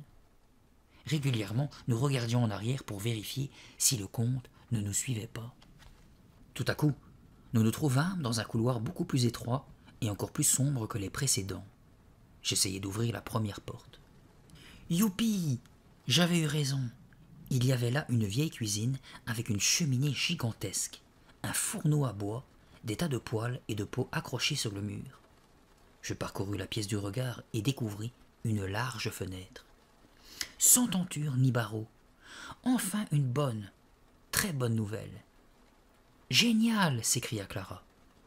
Nous nous précipitâmes tous les deux en espérant que la fenêtre allait céder. Nous essayâmes de la soulever, car elle n'avait pas de poignée, mais ce fut impossible. Il faut casser un carreau, suggéra Clara. Je courus vers le mur, décrochai un poêlon en métal et l'apportai jusqu'à la fenêtre, prêt à le lancer dans les vitres. Mais j'arrêtai brutalement mon geste. J'avais entendu quelqu'un tousser, derrière nous, dans le hall. C'est lui, c'est le comte. Casse la fenêtre, insista Clara. Tu es folle, il nous entendrait. Je posai le poêlon sur le sol et retournai près de la fenêtre. La toux se rapprochait, de plus en plus. Hé, regarde, je crois qu'elle s'ouvre par là, chuchotai-je en appuyant de toutes mes forces sur les battants couverts de poussière. C'était ça. Lentement, la fenêtre tourna sur ses gonds. Je l'ouvris en grand. Une bouffée d'air frais envahit la pièce. J'attrapai Clara par la main. Un bruit derrière nous, provenant de la porte, me fit sursauter. Vite, vite, suppliai-je. Le voilà. Le cœur battant, j'aidai Clara à grimper sur le rebord de la fenêtre, puis m'y hissai moi-même, difficilement. Tu crois qu'il nous a vus entrer dans la cuisine? Murmura Clara. Je n'en sais rien, mais ce qui est sûr, c'est qu'il était bien dans le couloir. Si jamais il nous a vus. Une rafale de vent noya le reste de ses paroles. La brise était rafraîchissante. De lourds nuages cachèrent la pleine lune, nous plongeant dans l'obscurité totale. Nous étions tous les deux à genoux, sur le rebord étroit de la fenêtre, le dos tourné à la cuisine. Serrés l'un contre l'autre, nous parvenions tant bien que mal à nous maintenir en équilibre. « Allons-y » ordonnai-je. Je me retournai, le visage face à la fenêtre. J'agrippais des deux mains le rebord en abaissant progressivement mes jambes le long du mur, cherchant à poser mes pieds sur le sol. « Hé, dis donc » m'écriai-je. Un rayon de lune traversa les nuages. J'en profitai pour regarder vers le bas et poussai un cri de stupeur. Sous moi, il y avait le vide, et tout en bas, on apercevait de gros rochers. Très loin en dessous, des centaines de mètres en dessous. On est en hauteur, le bâtiment est construit sur une falaise. Effectivement, le château surplombait des rochers escarpés, et moi, je me balançais le long du mur. Je commençais à avoir mal aux mains, mes doigts glissaient. Je perdais petit à petit ma prise sur le rebord en pierre. « Clara, Clara !» dis-je en hoquetant. J'étais en train de tomber. Je plongeais dans le vide. Mes mains étaient couvertes d'écorchures. J'essayais de toutes mes forces de me raccrocher à quelque chose, à n'importe quoi. Mais je tombais trop vite pour y arriver. Je donnais des coups de pied dans tous les sens et remuais les bras. Le vent accélérait ma chute. Était-ce bien moi qui hurlais de la sorte? J'avais pris tellement de vitesse que je ne m'entendais plus. Brusquement, je m'arrête de crier. Et de tomber aussi. Une grande ombre noire était venue à ma rescousse. Je perçus distinctement un battement d'ailes. Soudain, je sentis que j'étais en train de remonter. J'essayais désespérément de distinguer quelque chose et je vis deux yeux qui luisaient, tout rouges. Une haleine chaude me soufflait à présent dans le cou. Elle provenait d'une bouche grande ouverte. « Mais il va me dévorer !» pensai-je, terrifié. J'étais prisonnier d'une ombre aux yeux épouvantables qui m'entraînait de plus en plus haut. J'étais comme dans un trou noir. J'atterris brutalement sur mes deux pieds, dans un bruit sourd. L'obscurité se dissipa. En ouvrant les yeux, je vis Clara, éberluée. Elle parvint à articuler. « Freddy, Freddy, c'est bien toi ?» J'étais dans la cuisine. Je me retournai vers la fenêtre et aperçus alors la chauve-souris géante qui m'avait rattrapé dans ma chute. Ses ailes battaient et ses deux yeux rouges luisaient comme des braises, prêtes à me brûler. À me brûler peut-être, mais en attendant je réalisais que cette affreuse bestiole m'avait sauvé la vie. J'avais eu trop d'émotions. Je tombai sur les genoux et dus me retenir au poil pour ne pas m'affaler complètement. À ce moment-là, la chauve-souris se mit à rétrécir. Ses ailes noires s'enroulèrent autour de son corps, se fondirent en une cape pourpre. Le comte Nightwing apparut. « Tu as fait une énorme bêtise, jeune homme, dit-il d'une voix courroucée. Tu t'es imaginé que tu pourrais voler, peut-être. Tu n'es pas encore prêt pour cela, petit. Pas encore. Quand je t'aurai transformé en vampire, tu pourras le faire tous les soirs, grogna-t-il. Il pencha son visage si près du mien que je sentis l'odeur de sa peau flétrie. N'essaye plus jamais de t'évader, car la prochaine fois, je ne te rattraperai pas. J'étais terrifié. J'essayais de respirer plus calmement afin de ralentir les battements de mon cœur. Le comte se détourna et, dans un grand mouvement de cape, il s'approcha de la porte. Il s'arrêta et se retourna vers nous. « Ne restez pas ici, ordonna-t-il. Venez avec moi pour m'aider à retrouver ma bouteille. J'ai la certitude qu'elle se trouve quelque part par là, dans cette partie du château. » Il se prit la gorge à deux mains. « J'ai tellement soif. C'est intenable, » dit-il, les yeux rivés sur Clara et moi. Nous n'avions pas le choix. Le vampire se tenait près de la porte, attendant que nous le suivions. « Je l'ai peut-être caché dans la suite royale, » dit-il en se parlant lui-même. Il poussa une porte, disparut dans une pièce. Nous attendîmes. Les corridors s'étendaient à perte de vue, et nous n'avions parcouru qu'une aile du vieux château. « Ça va ?» me demanda Clara. « Tu as l'air bizarre. »« Tu ne peux pas savoir ce que j'ai eu la trouille, » lui avouai-je. « Tu te rends compte? Je suis tombé du haut d'une falaise. » Clara secoua la tête. « Ça ne va pas être facile de s'échapper d'ici. Mais on ne peut pas abandonner, Freddy. Il faut continuer, parce que dès qu'il aura retrouvé ses dents, il nous transformera en vampire. » Tu avais raison, il faut qu'on retrouve coûte que coûte la bouteille avant lui. Avec un peu de veine, on réussira. Et après, qu'est-ce qu'on en fera quand on l'aura trouvé? On empêchera le comte de remettre la main dessus. J'entraînai Clara vers la pièce suivante. Nous découvrîmes un alignement de cercueils spectaculaire. Il y en avait des dizaines parfaitement rangés sur toute la longueur de la pièce, tous ouverts. « Voilà une autre de leurs chambres à coucher, » cria Clara. Elle tremblait comme une feuille. « Ça fait vraiment peur, Freddy. Comme ils sont nombreux, ils sont tous sortis à la recherche de sang frais. Seulement tout à l'heure, ils vont rentrer, et quand ils nous verront... » Clara avala sa salive avec difficulté. « On sera leur dessert, » continua-t-elle. « Peut-être qu'il vaudrait mieux chercher la bouteille dans une autre pièce, quelque part où il n'y a pas de cercueil. » Soudain, mon regard fut attiré par l'un d'eux, placé contre le mur. Il était fermé. « Tu as vu? Tous les autres sont ouverts. Pourquoi pas celui-là » Clara l'examina de plus près. « Bizarre, très bizarre même, pensai-je. Des idées folles me traversaient l'esprit. Était-ce un cercueil vide? Ça serait alors l'endroit idéal pour cacher une bouteille de souffle du vampire. « Ouvrons-la, proposai-je. »« Un vampire dort peut-être dedans, » dit Clara. « Imagine qu'on le réveille. » Sa voix s'éteignit. « Il faut y jeter un coup d'œil quand même, c'est peut-être notre dernière chance, » lui dis-je. Nous nous approchâmes du cercueil. Son couvercle poli brillait. Je passai la main sur le bois. Puis, sans un mot, Clara saisit une poignée et moi l'autre. Lentement, très lentement, nous nous mîmes à l'étirer. Le couvercle était en bois massif. Nous dûmes tirer sur les poignées de toutes nos forces pour que le cercueil s'entrebâille enfin. Je me retournai régulièrement vers la porte pour vérifier si le comte n'avait rien entendu. Tout semblait normal de ce côté-là. En me redressant, je jetai un œil à l'intérieur. Le cercueil était tapissé de feutre vert, ce qui me fit immédiatement penser au tapis de la table de billard de notre cave. Je soupirai en pensant que je ne la reverrais peut-être plus jamais. « Il est vide, » dit tristement Clara. « Tant pis, continuons à chercher, » déclarai-je. Au moment où je reculais, je remarquai une poche, un peu comme celle qu'il y a dans les valises. Elle était gonflée sur un des côtés. Je glissai ma main dedans. « Hé, Clara, attends une minute. » Elle était sur le point de sortir de la pièce. « Regarde ce que j'ai trouvé. » Je brandis triomphalement la fameuse bouteille. Le visage de mon ami s'illumina. Génial! Maintenant, il ne reste plus qu'à la cacher pour qu'il ne puisse jamais la retrouver. Peut-être faudrait-il la vider complètement, suggérai-je. Clara se précipita vers moi et me la prit des mains.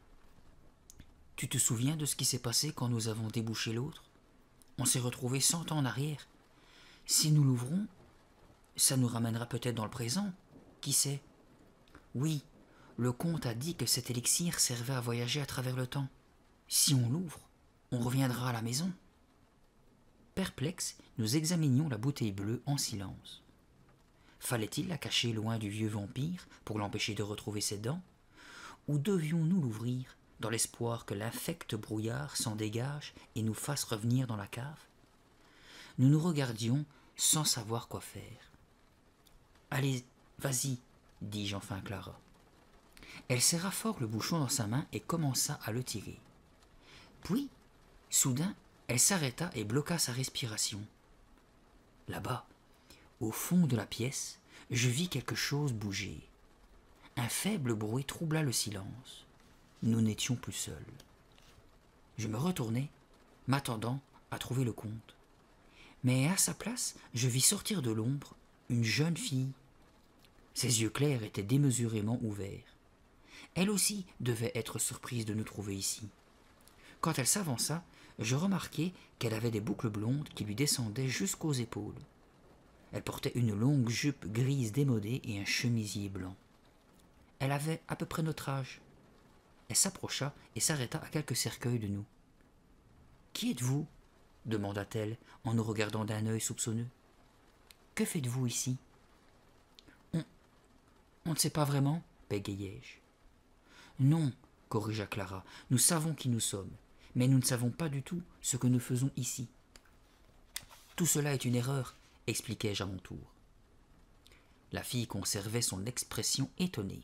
« Et toi, qui es-tu donc ?» lui demandai-je.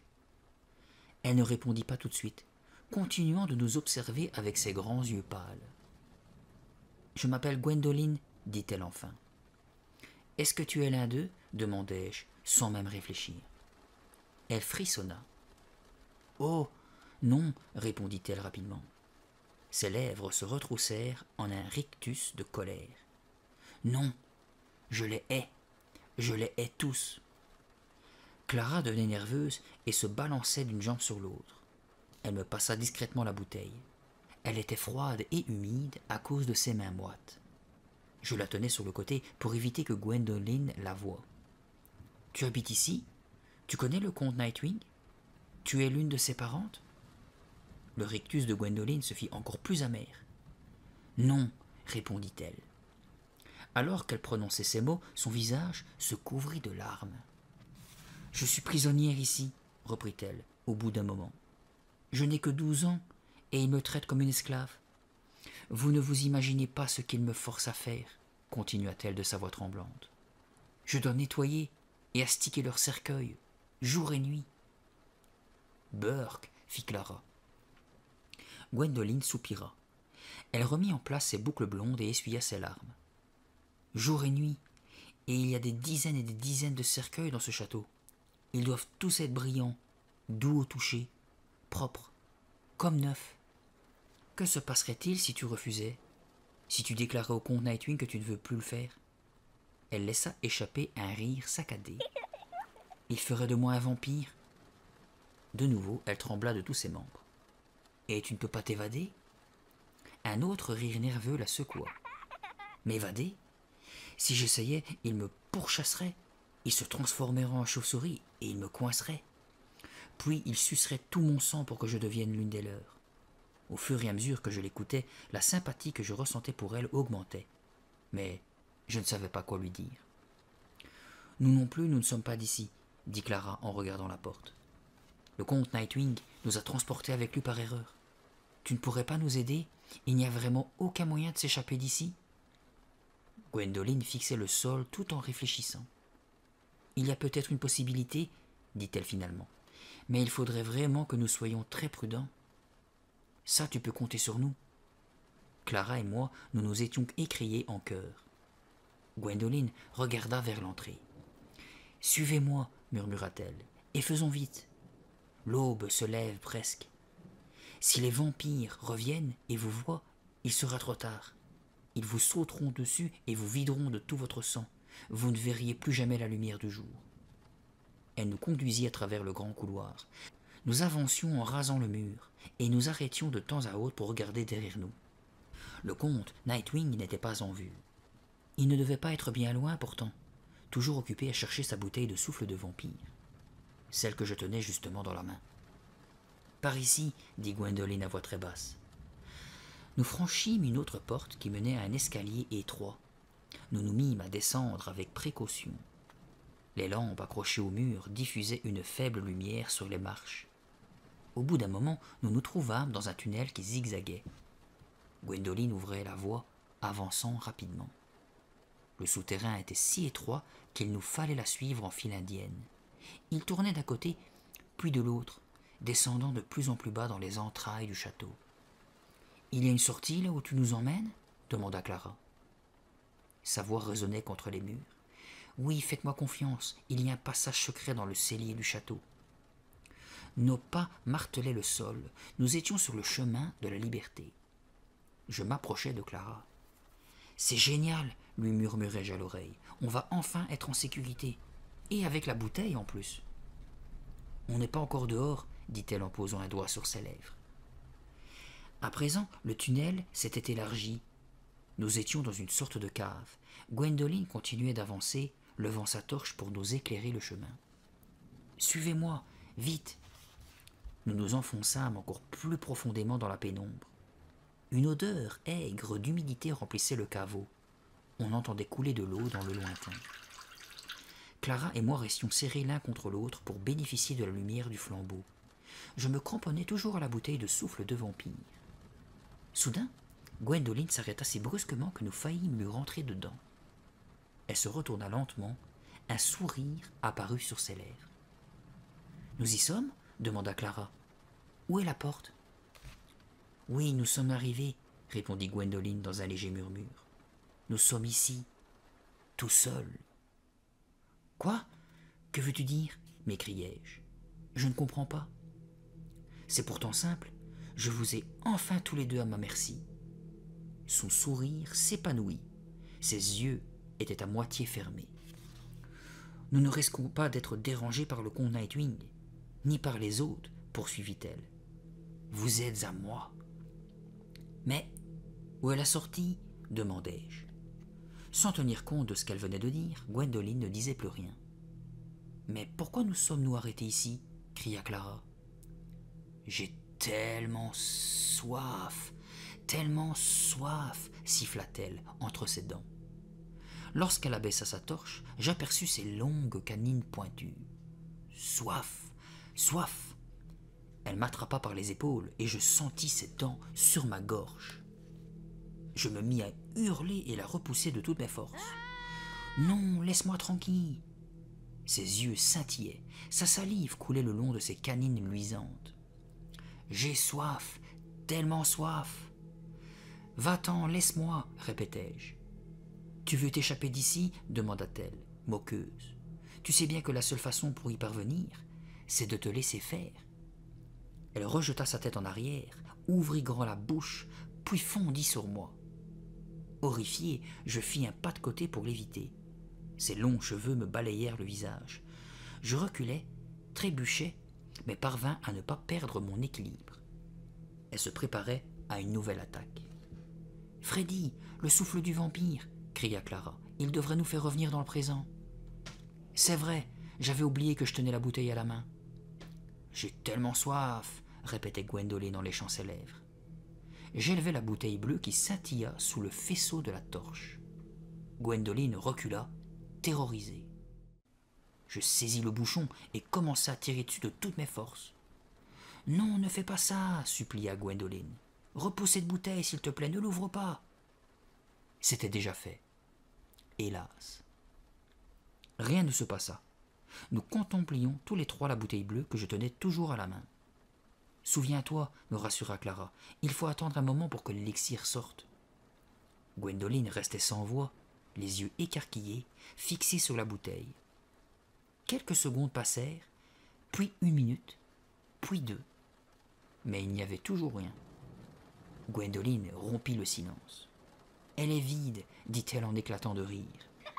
Et, désignant un coin, elle ajouta qu'il y avait là une pièce entière remplie du sol au plafond de bouteilles vides. Je regardai par le goulot et m'aperçus que Gwendoline avait raison. Dépité, je la laissai tomber par terre. Le sourire diabolique et avide réapparut sur le visage de la jeune fille. J'essayai de reculer, mais je butai sur une colonne en pierre. J'étais piégé, ses canines luisaient dans la pâle lumière de la torche. « J'ai soif, tellement soif. Viens à mon secours, Freddy. »« Moi aussi j'ai soif, » dit soudain une grosse voix dans mon dos. Je fis volte-face et découvris à travers la flamme la tête furieuse du comte.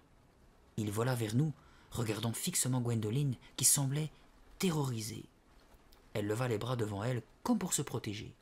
« Gwendoline, que fais-tu ici avec mes prisonniers ?» demanda le comte Nightwing d'une voix courroucée. Ne lui laissant pas le temps de répondre, il s'approcha d'elle avec un chointement terrifiant. Les dents de Gwendoline brillaient, humides. Elle rejeta ses cheveux blonds en arrière. À son tour, elle se mit à menacer le vieux comte. « Ça y est, pensai-je, ils vont s'affronter. » Bien qu'horrifié, j'avais tout de même envie de savoir ce qui allait se passer. Les deux vampires flottaient au-dessus du sol et sifflaient comme deux serpents prêts à mordre. « Viens, Freddy, filons, c'est notre seule chance. » Clara me tira vivement par le bras. Elle avait raison, il fallait s'en aller pendant que les deux créatures luttaient. Le cœur battant, je saisis la torche que Gwendoline avait laissée tomber par terre. Nous courûmes à travers la sombre cave à la recherche de la sortie. Enfin, j'aperçus une porte ouverte. Je jetai un coup d'œil derrière moi. Le comte volait au-dessus de Gwendoline, qui semblait affaiblie. Je regrettais de ne pouvoir regarder la fin du combat. Il fallait faire vite. Clara se trouvait déjà dans la pièce suivante. « Et maintenant, où sommes-nous » demandai-je en élevant le flambeau pour mieux voir. « Oh » s'exclama mon ami, « ce n'est pas croyable !» Nous nous trouvions dans la pièce où étaient entreposées toutes les bouteilles de souffle de vampire. Les murs en étaient recouverts, des tas et des tas de bouteilles, toutes bleues. Il doit y en avoir plus d'1 millier, dis-je. Les bouteilles brillaient comme des saphirs dans la lumière de la torche. Clara secoua la tête avec vigueur, comme pour effacer la scène qui s'offrait à ses yeux. « Comme ça, vous vous obstinez à essayer de vous échapper ?» demanda soudain une voix enrouée derrière nous. C'était celle du comte. Il s'approchait de nous. « C'est totalement inutile de parler de ça, » continua-t-il. « Je vous l'ai déjà dit. » Il rejeta sa tête chauve en arrière et me saisit par le col de ma chemise. Il ressemblait à un insecte dans un cocon pourpre. Mais, malgré cette apparente fragilité, je sentais sa prise se raffermir sur moi. Il me poussait, me soulevait, me ramenait à lui, encore et encore. Soudain, il me relâcha brutalement. Je tombais lourdement sur le sol. Ses yeux lançaient des éclairs. Un faible sourire éclaira son visage. « Oui, je m'en souviens maintenant, » siffla-t-il. Nous reculâmes jusqu'au mur le plus éloigné. J'avais les jambes comme du coton et tremblais de la tête aux pieds. Je tentais tant bien que mal de retrouver mon souffle. « Oui, » siffla-t-il de nouveau, « je m'en souviens maintenant. » Mais que voulait-il dire? Clara et moi observions en silence le vieux vampire. Il se tourna vers les casiers remplis de bouteilles bleues. « Oui, oui, c'est bien ici que j'ai caché ma dernière fiole de souffle, » dit-il. « Je l'ai volontairement dissimulée parmi les flacons vides. Je savais que personne ne viendrait la chercher ici. » Il souriait, et l'on pouvait apercevoir, entre ses lèvres, ses gencives molles et lisses. Mais bientôt son sourire s'estompa, et ses yeux d'argent se plissèrent. Il se pencha et commença à trier frénétiquement les bouteilles de ses mains décharnées. Tout en marmonnant, il entassait sans ménagement les vides dans un coin. La plupart se fracassaient en tombant au sol. « Clara, vite, il faut qu'on retrouve la bouteille avant lui. » Nous nous mîmes à genoux et commençâmes à chercher nous aussi. Nous les examinions les unes après les autres, les yeux fixés sur les goulots. Vide, vide, vide. Elles étaient toutes désespérément vides. Soudain, je mis la main dessus. Celle que je tenais était plus lourde que les autres et elle était encore fermée. Oui, c'était bien elle. Hurrah, je l'ai trouvée, criai-je en me relevant. Regarde, Clara, je l'ai trouvée. Je levai la bouteille pour la lui montrer. Merci bien, grogna le comte en me l'arrachant des mains. Impatient et fou de joie, il entreprit aussitôt de l'ouvrir. Non, hurlai-je. Sans plus réfléchir, je lui sautai dessus par surprise, lui donnant, au passage, un vigoureux coup d'épaule dans la poitrine. Il était léger comme une plume, comme s'il n'avait pas d'os. Étonné, il poussa un cri étouffé. La bouteille du souffle lui échappa des mains. Je tendis le bras et l'attrapai au vol. Le comte se remit rapidement d'aplomb. Il me fixa de ses yeux argentés, et une fois encore, je me sentis envoûté par son étrange regard. « Freddy, tu vas me donner cette bouteille immédiatement, m'ordonna-t-il d'une voix douce et calme. Je ne bougeais pas, j'étais comme paralysé. Immédiatement, répéta le vieux vampire en flottant dans ma direction. Il ne fallait en aucun cas que je la lui donne. Je savais que nous étions fichus si jamais le comte la récupérait. On joue au handball proposa soudain Clara. J'avais l'impression qu'elle était loin de moi et je ne comprenais pas très bien le sens de ses paroles. Elle répéta. On joue au hand? Cette fois-ci, je compris. Je serrai les dents et, luttant contre le pouvoir mystérieux du vampire, je lançai l'objet précieux à mon ami. Le comte voulut attraper la bouteille au vol. Ses doigts l'effleurèrent, mais je l'avais envoyé très haut par-dessus son épaule. Clara faillit la manquer. Elle parvint par chance à la bloquer. « C'est la prise de la journée, dit-elle avec un large sourire. Le comte poussa un grognement de rage et se retourna vivement vers Clara. « Donne-moi ça, dit-il en plongeant sur elle. Mon ami prit aussitôt son élan et m'envoya la bouteille. Un tir au ras du sol qui passa entre les genoux du vampire. Le flacon atterrit sur mes baskets. Furieux, le comte fit demi-tour. « Je veux cette bouteille, hurla-t-il. Sans tenir compte de son ordre, je la lançai de nouveau par-dessus sa tête. Clara l'intercepta d'une seule main. Quand nous gardions le petit Thomas Brown, nous jouions souvent à ce jeu, et le gamin ne parvenait jamais à attraper la balle. On le taquinait ainsi pendant des heures sans qu'il réussisse à la récupérer. Cette fois, c'était différent.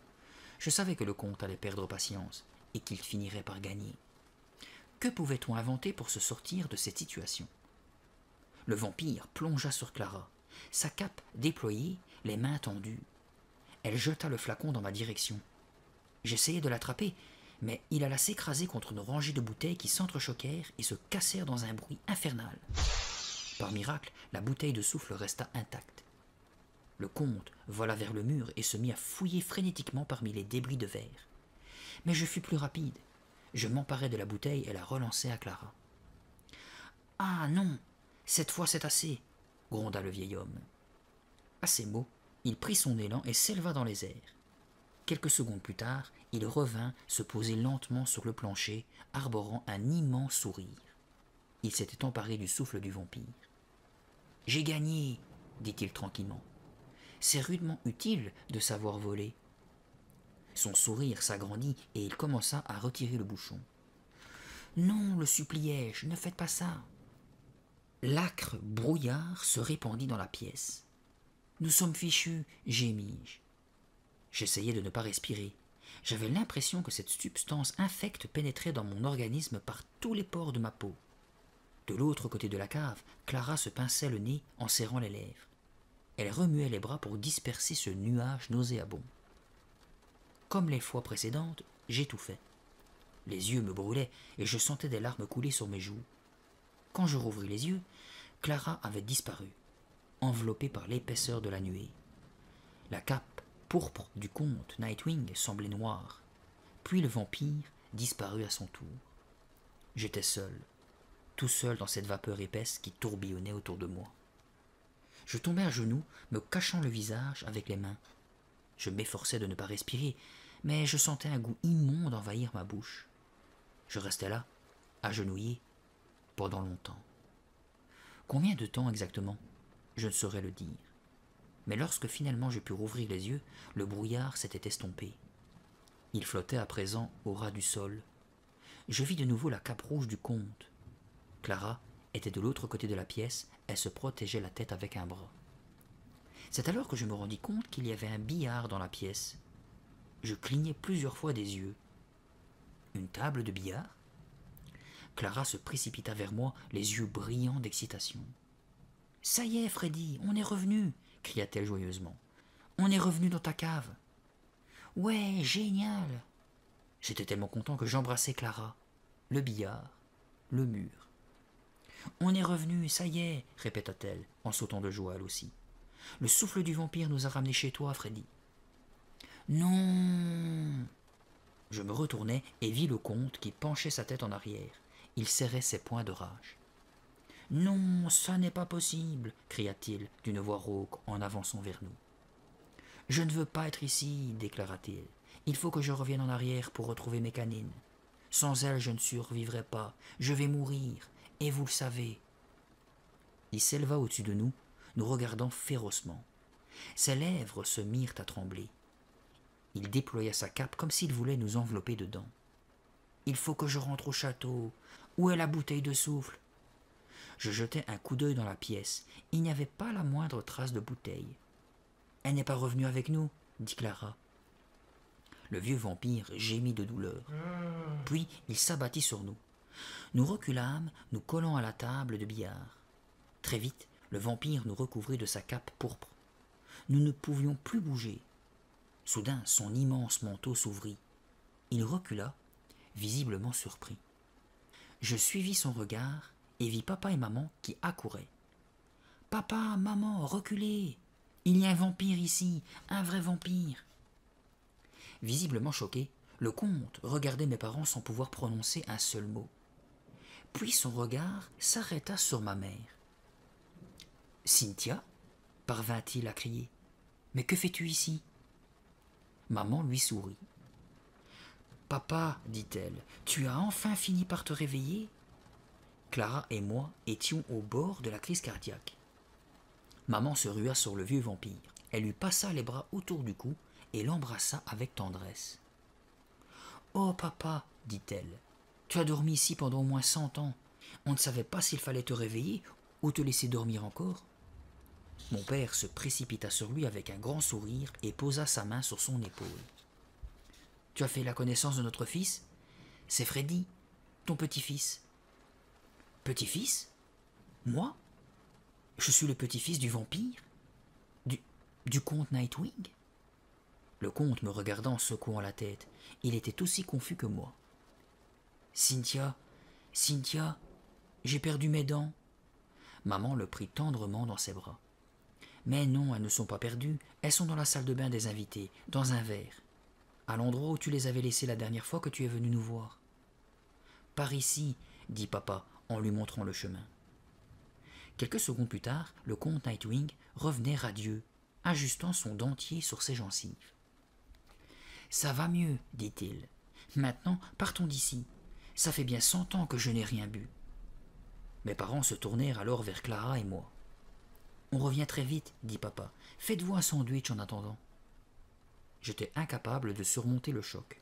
« Mais si vous êtes des vampires, alors moi aussi, j'en suis un ?» demandai-je d'une voix chevrotante. « Mais bien sûr, mon chéri, répondit maman. Mais tu es beaucoup trop jeune pour avoir des canines de vampire. Il te faudra attendre encore quelques années. » J'aurais voulu leur poser encore des tas de questions, mais ils se mirent à battre des bras tous les trois, de haut en bas. En quelques secondes, ils se transformèrent en chauves-souris et s'envolèrent par le soupirail de la cave. Je restai là longtemps, les yeux rivés sur la petite fenêtre, essayant de me calmer, de ralentir les battements désordonnés de mon cœur. Lorsque j'eus retrouvé mes esprits, je me tournai vers Clara. Manifestement, elle était aussi choquée que moi. « Eh bien, ça alors, dit-elle, c'est incroyable. Je n'arrive pas à y croire, moi non plus. » Elle me fit un sourire en biais. « Je te trouvais bizarre, mais pas à ce point-là. » Je lui aurais bien répondu quelque chose, mais je ne pouvais ni rire, ni pleurer, ni même crier. J'étais paralysé. Je me détournai et essayai de compter jusqu'à 20 pour reprendre mes esprits. Ce n'est pas si agréable que ça de découvrir qu'on est un vampire. Mes parents auraient pu m'annoncer plus tôt cette incroyable nouvelle. Je décidai d'aller dans la salle de bain des invités, celle où on avait soigneusement conservé les dents de mon grand-père. Clara me suivit. La porte de l'armoire à pharmacie était restée entr'ouverte. Je vis tout de suite que les étagères étaient remplies de pots et de flacons de toutes sortes, mais aussi de médicaments étranges et de tubes. Une fiole verte se détachait de l'ensemble.